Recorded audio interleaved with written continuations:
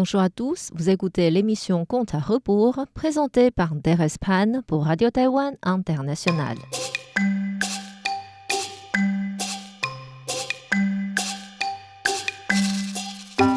La semaine dernière, nous avons vu comment pour maintenir la paix entre la dynastie des Han et des Xiongnu, l'empereur des Han envoya Su Wu comme messager pour pourparler avec le roi des Xiongnu. Or, comme il n'arrivait pas à se mettre d'accord au sujet de Wang Zhaojun, la belle reine des Han que le roi de Xiongnu voulait s'accaparer, Su Wu fut retenu par celui-ci et devait faire paître des moutons pour le reste de sa vie comme châtiment.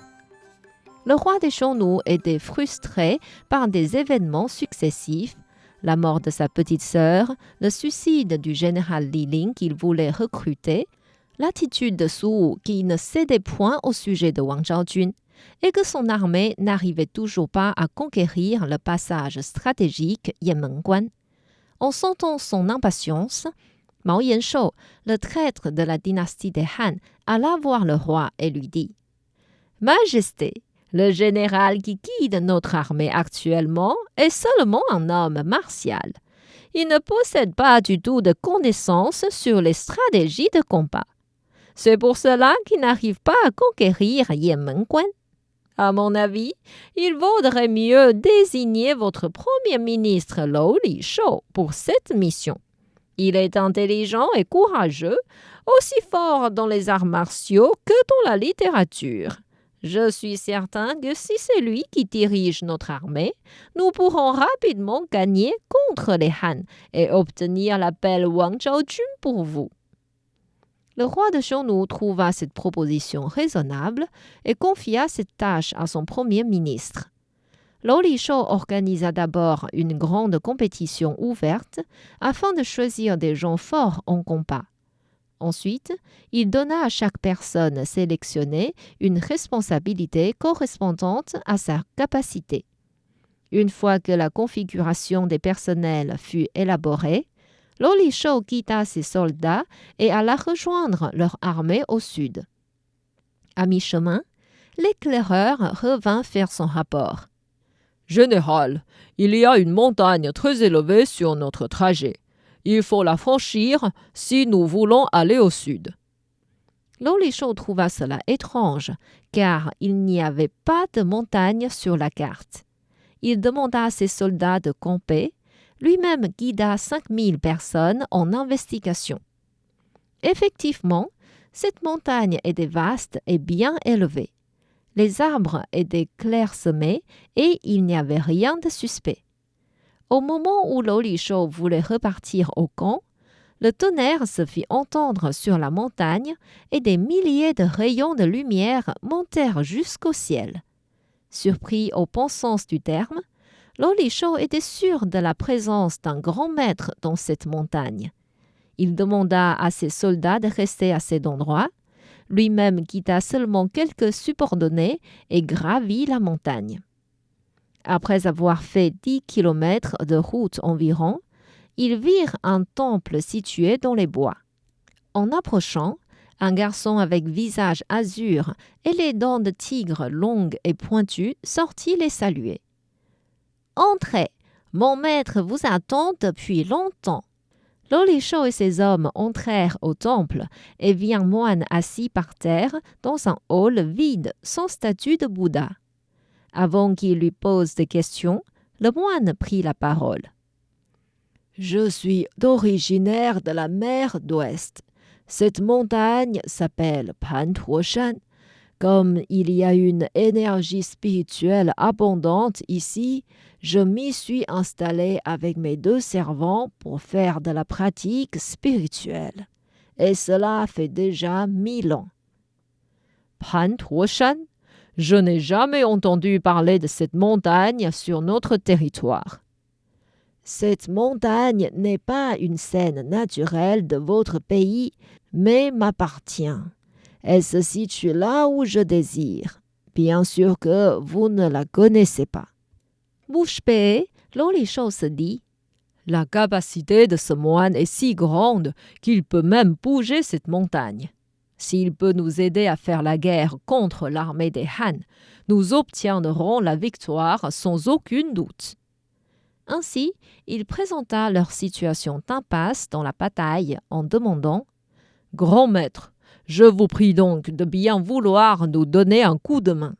Si nous pouvons gagner, notre roi vous donnera une grande récompense. » « J'ai calculé l'avenir et sais que vous obtiendrez la victoire.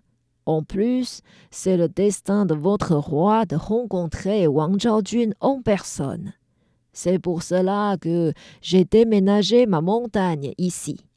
Je voulais en réalité vous rencontrer et vous aider à gagner contre l'armée des Han. » Ravi, Lo Li-shou remercia le moine en s'inclinant. Il invita le moine à partir aussitôt avec lui au camp, à quoi le moine répondit « Ne vous pressez pas, je vous rejoindrai au moment favorable. Maintenant, laissez-moi vous rendre un petit service. » Le moine poussa un souffle et récita des incantations. À l'instant même, il devint tout noir au point qu'on ne pouvait même plus voir ses doigts. Un petit moment plus tard, le moine, le temple et la montagne avaient tous disparu. Lo Li-shou et ses hommes, y inclus ceux qui attendaient au pied de la montagne, se trouvaient juste devant leur camp. Tout le monde admira le grand pouvoir du moine et gagna une grande confiance en raison de ce miracle. Le lendemain, Lo Li-shou et ses soldats rejoignirent leur armée devant le passage stratégique Yanmenguan. Après avoir entendu le rapport, il réfléchit un instant et dit à un chef s'appelant Gan Qi : « L'armée des Han est moins vigilante dans la nuit. C'est le meilleur moment de les vaincre. Guidez une équipe pour installer des grandes échelles sur le rempart vers minuit. Faites attention à ne pas vous faire remarquer.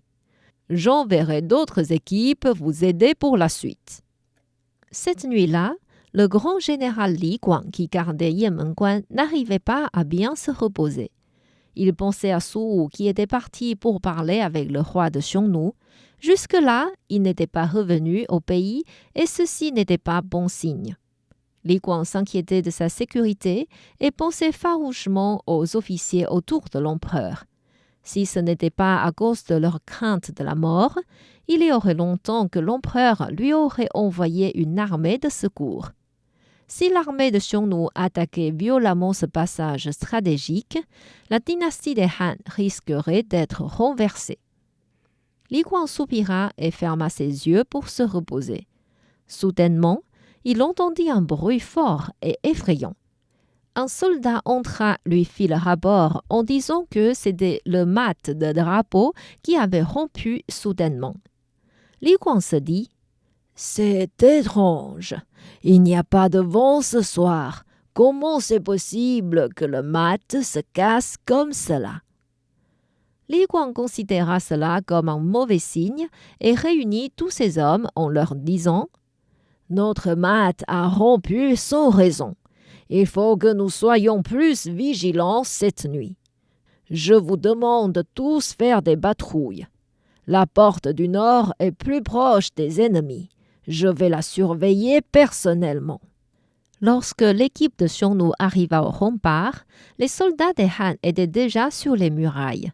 Ils virent clairement dans l'obscurité que les Xiongnu installaient des grandes échelles près de la porte du nord. Li Guang attendit que Gan Qi arrive sur le haut pour lui donner un coup fort. Gan Qi tomba immédiatement du mur et l'armée des Han lança des troncs d'arbres et des grosses pierres pour casser les échelles. Toute l'équipe fut anéantie en très peu de temps. En voyant cette scène, les équipes derrière pour prendre la suite se retirèrent tout de suite. Lo Li-shou fut surpris par ce résultat. Pendant qu'il regrettait, le moine de la veille apparut devant lui. Lo Li-shou lui confia sa difficulté et le moine lui dit « Ne vous inquiétez pas. Demain, vous ordonnerez à votre armée d'attaquer Yanmenguan en 5 équipes. Je vous aiderai d'ici et je vous assure que vous obtiendrez la victoire. » Avec reconnaissance, Lou Li Shou agit selon le plan du moine.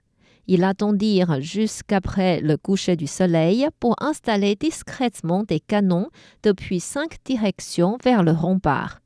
Ensuite, le moine sortit une gourde. Il récita des incantations en tapant la gourde 3 fois. Aussitôt, 9 dragons de feu en sortirent, volèrent vers les adversaires et éclairèrent la nuit en jour.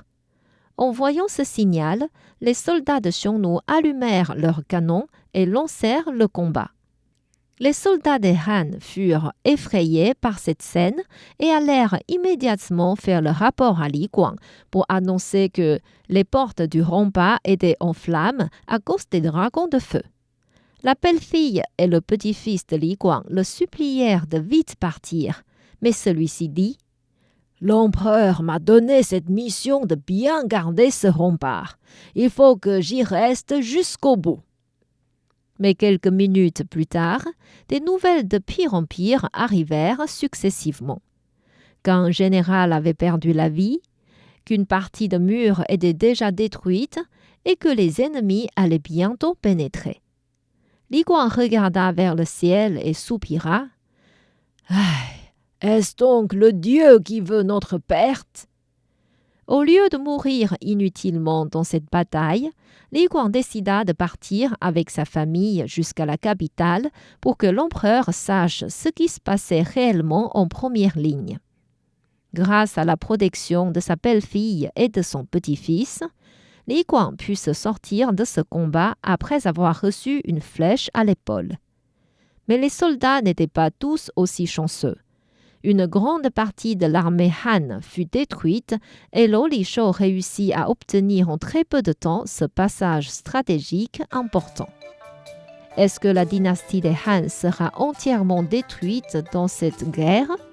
Je vous invite à revenir la semaine prochaine pour la suite de l'histoire.